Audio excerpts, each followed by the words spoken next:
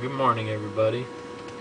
I had a little better idea of what I was going to put on this video earlier this week, but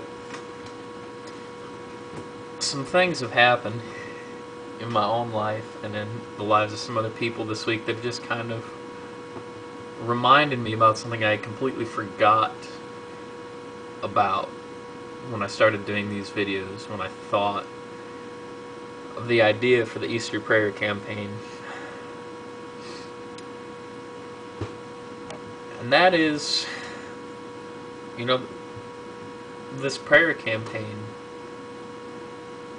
it's a targeted effort at the community you're in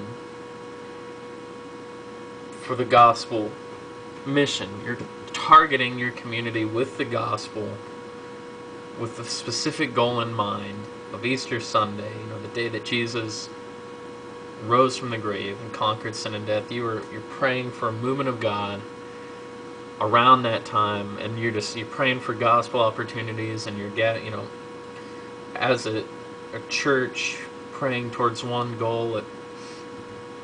It's all a very good thing. If we're all trying to move forward like that for the sake of the gospel, the enemy is going to fight back. And I think that's something that I hadn't ever really planned on talking about this, because it hadn't really crossed my mind, but as much as we're praying for other people during this prayer campaign, as much as we're praying for gospel opportunities and invite opportunities to people in our communities, we need to remember to pray for each other and for the church as a whole. Because if you're actually doing this, it would only stand to reason that the devil will do everything he can to cripple and minimize and destroy the church's witness and the people inside of it during this time leading up to Easter. He's going to try his absolute hardest to come after the people and try and wreak havoc to get people to give up, or just so cripple and minimize them that they get frozen and paralyzed and can't do anything.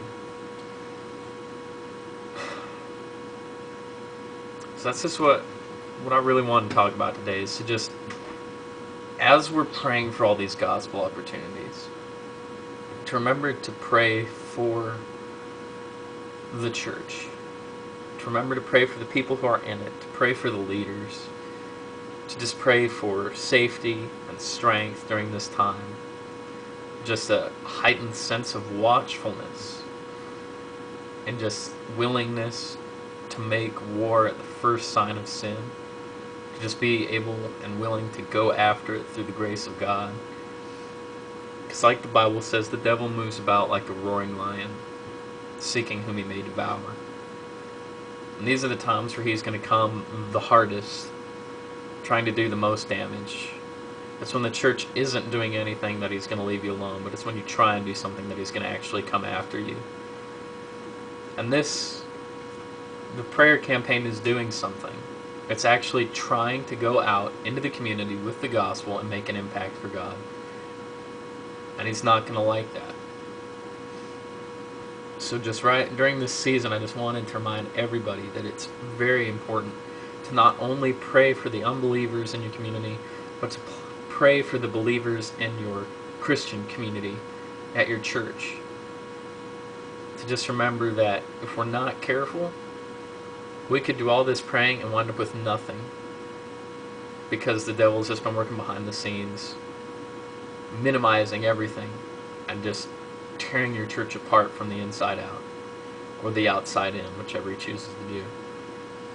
So just remember in this season to not only be praying for all the things we've already talked about with visitors and conversions and full house on Easter Sunday, but to remember to be praying for the people in your church, for the leadership of your church, that it would just they would be kept safe and strong and in a state of wartime readiness as we go out and try and make a gospel impact. Hope everybody has a good day, and I'll try and have another video up next week.